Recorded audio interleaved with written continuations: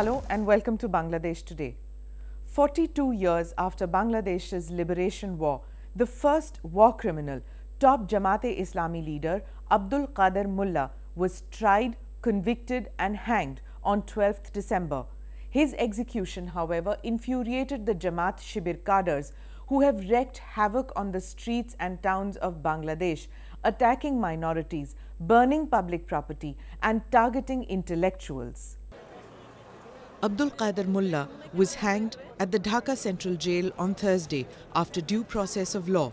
A convicted criminal awaiting execution is provided a week's duration to seek mercy from the President of the country. But since Mullah was tried by the War Crimes Tribunal, he was not given this option. Prominent journalist Muqtadir Rashid, who was present outside the jail premises during the hanging, said that the body of Mullah was taken to his ancestral home. The hanging of Qadir Mullah already executed, and that was performed at 10 p.m. In Bangladesh local time. And the district administration chief Sheikh Yusuf Harun confirmed the matter, and his body will be taken. The ambulance already go inside in the jail, and the body will be taken to Faridpur, his ancestral house. Mullah had refused to seek presidential clemency after the Supreme Court's dismissal of his review petition. He was buried at his home in Faridpur Sadar Upazila at the family graveyard at Amirabad village at around 4:20 a.m. after funeral prayers.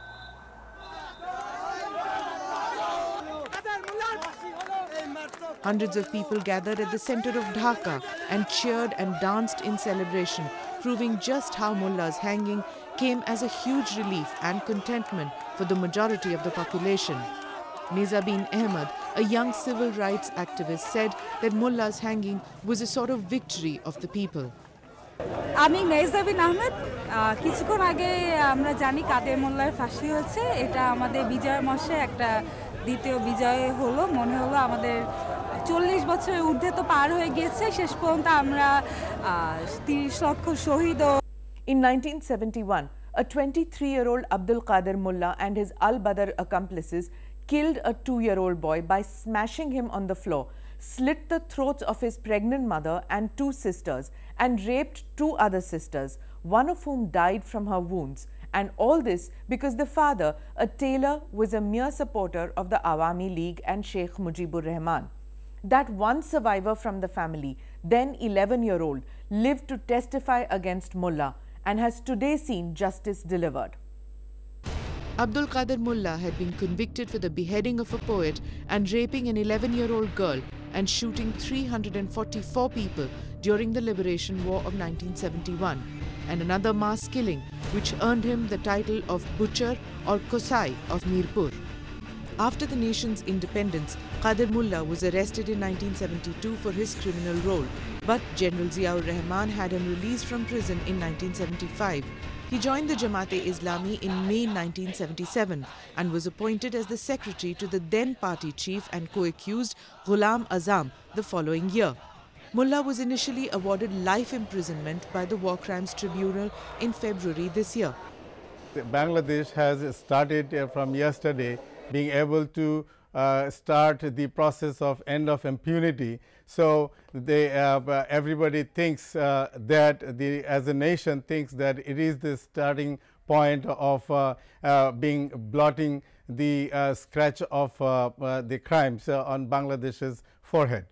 So as a prosecutor of this International Crimes Tribunal, I'm very particularly, we think that we have done the process and the trial process very fairly, and we have followed the international procedures, all those sections in the act and also the rules in ROPs. We have those corresponding matching to the ICCPR. So those having a lot of questions about the fairness.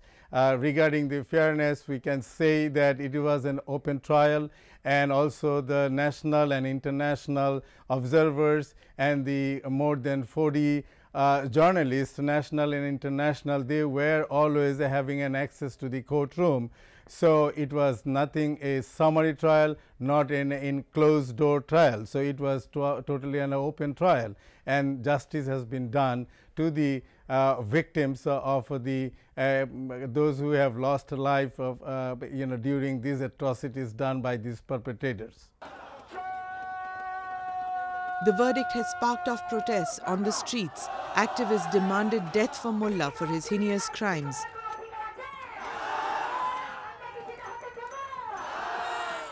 Civil rights activists were enraged when Mullah emerged from the courtroom, flashing a victory sign. The Supreme Court finally changed the verdict to a death sentence. Celebrating a hanging cannot be right, but pause to think. There are hundreds of thousands of people in Bangladesh who will sleep easy knowing that a mass murderer like Mullah will not walk this earth again. If the BNP were to win elections in 2014, its Prime Minister candidate has openly said that the 1971 war criminals would be set free. So Mullah, who was tried and convicted for mass murder and brutal rapes and did not show remorse nor plead for clemency, would have been honorably let off. Would that be fair by any standards? Bangladesh law provides for the death penalty, and mass murder is punishable by the death penalty in the country. He got what he deserved, even if it was inconvenient for the Jamaat and its cadres. The Jamaat-e-Islami party, enraged over the hanging on Thursday, vented their fury at everything in sight. They looted shops, attacked houses of Hindus, set off crude bomb blasts, and some even attacked the houses of tribunal judges who delivered the verdict. Before 1971, during the wartime, they have acted against the independence of Bangladesh, and they have not only politically gave hands with the then Pakistan military authority, but also after that, after the independence of Bangladesh, they continued working against the independence of Bangladesh, such as they starting with during 9 months liberation, they pinpointed, they make the list of intellectuals, and they make the list of important persons in the society, those who can run the country nicely and effectively and efficiently. They make the list of those people, and they killed those intellectuals and important persons and the politicians and the normal unarmed civilians of this country during that 9-month operation. It was not possible for Pakistani army to do such an deepest operation of atrocities if the Al-Badr, Razakar and Al-Shams were not helping the Pakistani militaries. So the act of doing atrocities were magnified by the act of Al-Badrs, such as those who are under trial right now, and we have the judgments, and we are not trying them on the basis of present political position they are holding, but this trial for the crimes that they committed during 1971 atrocities, so during the liberation of war. So there was a question about it, but the papers and the judgments and the witness depositions and other international national documents, all those are old documents that helped out us to bring the justice. The Jamaat-e-Islami has been calling for nationwide general strikes in protest of the execution of Mullah. It labelled the hanging as a political murder. The government has killed Mullah in a planned way, ignoring calls from the international community and the people of Bangladesh. Acting chief of the Jamaat-e-Islami, Maqbool Hussain, said in a statement released on the party's website.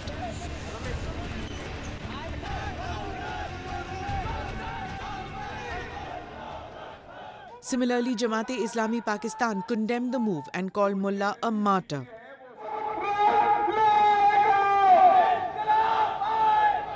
Other prominent Jamaat leaders in Bangladesh who are sentenced to death are Abul Kalam Azad, Dilawar Hussain Saidi, Muhammad Kamruzaman and Chaudhry Moeen Uddin. 90-year-old Ghulam Azam has been given life imprisonment. War veteran Anwar Zahid said that the Jamaat's bloody path will never lead to peace in Bangladesh and that they were trying to influence people misusing the name of religion. না আমরা উদ্যোগটা নিলাম যে দেশের এখন যে নৈরাজ্যকর পরিস্থিতি চলতেছে মানবতা যেখানে বিবর্জিত মানে একদম বিবর্জিত মানুষে বাসের মধ্যে পড়াইয়ে মারা হইতেছে এগুলো ইসলাম সম্মত কিনা এগুলো মানবতার মধ্যে পড়ে কিনা এই বিষয়গুলো আমরা বোঝার পরে আমরা চিন্তা করলাম যে একটি শান্তির অন্বেষে সমাবেশ করা উচিত এবং ধর্মীয় দৃষ্টিকোণ থেকে এই ব্যাখ্যাগুলো যারা দিতে পারবেন সেই ধরনের লোকজনকে নিয়ে আমরা এই অনুষ্ঠানটি করার জন্য আমরা রাজি হয়েছি এবং আমরা মনে করি এই ধরনের মানে সমাবেশ প্রতিটি জেলায় এই মুহূর্তে হওয়া উচিত Washington State Department spokesperson Mari Harf said that Bangladesh was passing through a very sensitive moment, urging all parties to resolve their differences peacefully. Syed Akbaruddin, spokesperson of India's External Affairs Ministry, said that Mullah's execution was a part of Bangladesh's internal judicial process, but also hoped that differences would be sorted out in a peaceful environment. We proceed with our relations with Bangladesh on the principles of mutual respect, mutual benefit, non-interference, and respect for each other's sovereignty. Now, our relations with Bangladesh are broad-based and inclusive. India has always and will always respect the wishes of the people of Bangladesh. India hopes it is for the people of Bangladesh to decide their future. We have deep respect for their wisdom and achievements. And we are confident that as a democracy, the people of Bangladesh will resolve their differences through dialogue and peaceful means in an atmosphere free of violence. That brings me to your last question. Now, the execution of the death sentence on Abdul Qadir Mullah, the Assistant Secretary General of the Jamaat-e-Islami, is an outcome of the internal judicial processes and laws of Bangladesh. The Sheikh Hasina government has ensured that the trials went on as scheduled despite international criticisms on the legal and political processes involved. Sheikh Hasina and indeed Bangladesh's message to the West is clear. They should stay out of Bangladesh's internal affairs now as they failed to condemn the atrocities in 1971. Justice will be delivered the way the Bangladeshi courts deem fit. The Awami League's efforts to fulfill its 2009 election pledge to bring the perpetrators of war crimes to justice is well on track. Bangladesh is finally on its way to closure that it has always sought for the crimes committed against its people by the Pakistani troops and their local collaborators in 1971.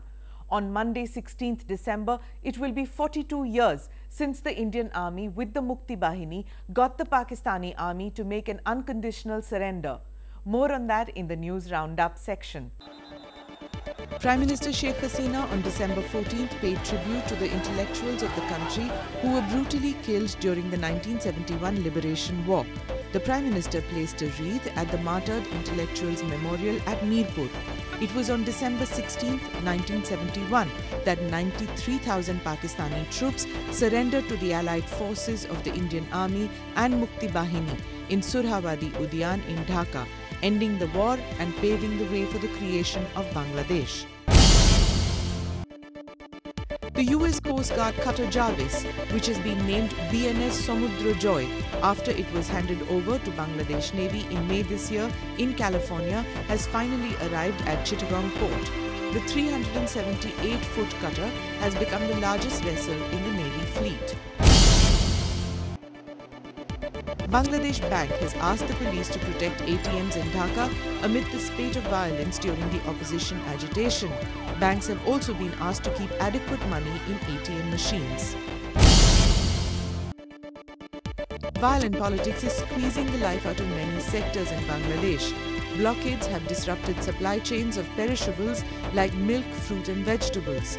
Blockades and shutdowns over the last 2 weeks have disrupted the delivery of import containers and created congestion at the Chittagong port.